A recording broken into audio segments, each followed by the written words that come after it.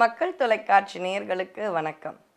கச்சியப்பர் அருளி செய்த கந்தபுராணம் என்ற அற்புத பயணத்தில் அடியேன் திருமயிலை கற்பகலட்சுமி சுரேஷ் உங்களோடு பயணிப்பதில் மட்டற்ற மகிழ்ச்சி அடைகின்றேன்.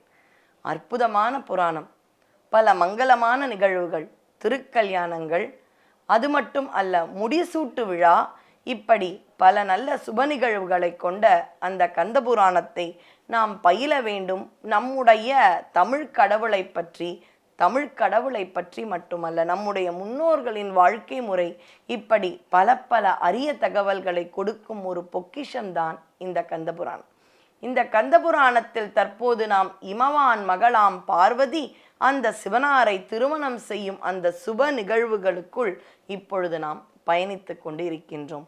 மேனை சிவபெருமானை பார்த்தால் ஆஹா, என்ன ஒரு அழகானவர், இந்த பரம்பொருளுக்கா என்னுடைய மகளாம் பார்வதியை நான் திருமணம் செய்ய இருக்கின்றேன் என்று ரொம்ப சந்தோஷம். அந்த இடத்தில் தெய்வங்கள், தேவர்கள், தெய்வ பத்தினிகள்னு அனைவரும் கூடிவிட்டார்கள். செந்திரு நாமகள் சீர்பெரும் சசி பந்தமில் தாபத பண்ணியாய் உளர் அந்தமில் அணங்கினர் யாரும் மால்வரை வந்தனர் அவரவர் மகிழ்னர் ஏவலால் அப்படின்ற ஒரு அற்புதமான பாடல். அப்படி என்றால் என்ன? சிவபெருமானுக்கு மாப்பிள்ளை தோழராக குபேரன், சிவபெருமானுக்கு மாப்பிள்ளை தோழராக குபேரன் என்றால் பார்வதிக்கு யார் தோழியாக வந்தாள்? சாக்ஷாத் திருமகள், செல்வத் திருமகள் அவளுடைய தோழியாக வருகின்றாள். கலைமகள் பாடுகின்றாள்.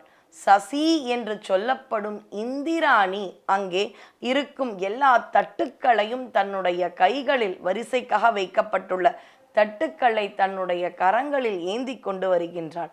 கங்கை முதலான நம்முடைய புண்ணிய நதிகள் அனைவரும் அம்பிகைக்கு சாமரம் வீசிக்கொண்டு வருகிறார்கள். இப்படியாக அங்கே ஒரு அற்புதமான காட்சி. இதை காணும் பொழுது சங்கரி ஊஞ்சலாடினாள், அங்கே சரஸ்வதி பாடல் பாடினாள், சகல தேவரும் கூடினார், அங்கே தங்கத்தால் மூடி சூட்டினார்.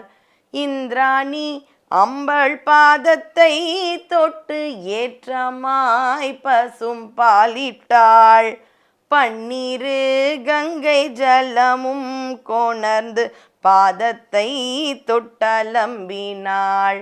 இப்படி ஒரு அற்புத கோலத்தில் சங்கரியும் சங்கரனும் அங்கே ஊஞ்சலாடிக்கொண்டு இருந்தார்கள். இதெல்லாம் ரொம்பவே அழகா காளிதாசன் தன்னுடைய குமார சம்பவத்தில் இந்த பார்வதி திருமணத்தை அவ்வளவு அழகாக வர்ணித்து கொண்டிருக்கின்றார். எப்படி சிவபெருமான் அம்பிகையின் அந்த பாதங்களை வைத்து மெட்டி அணிந்தார், அம்மிக்கல்லின் மீது வைத்து, இதெல்லாம் ரொம்பவே ரசனையோடு சொல்வது அப்படின்னு பார்த்தீங்கன்னா அந்த காளிதாசனுடைய குமார சம்பவத்தை தான் நாம் காண வேண்டும். இங்கிருக்கும் கந்தபுராணத்தில் பார்த்தீர்கள் என்றால் யாரெல்லாம் வந்திருக்கின்றார்கள் அப்படின்றதெல்லாம் சொன்னார்கள். அழகான கோலம், கைலாயமே இமயத்தில் வந்து விட்டதோ அப்படின்ற அந்த ஒரு தருணத்தில் தேவர்கள், தெய்வங்கள், அரசர்கள், முனிசிரேஷ்டர்கள் என அனைவரும் இருக்க அந்த இடத்துல பார்த்தீங்கன்னா நமக்கு அருகாமையில் ஒரு தடவை நிலநடுக்கம் ஏற்பட்ட பொழுது நம்ம இப்படி தடுமாறணும் இல்லையா, அப்படி எல்லாருமே தடுமாறினார்களாம். ஏன்? ஆனான் முனிகேள் இவ் அசலம் நீங்கி தேனார் மருத வளமேய தென்னாடு நன்னி வானார் பொதிய மலை மேவுதி வையமெல்லாம் மேனாள் எனவே நிகராகி விளங்கும் என்றான்.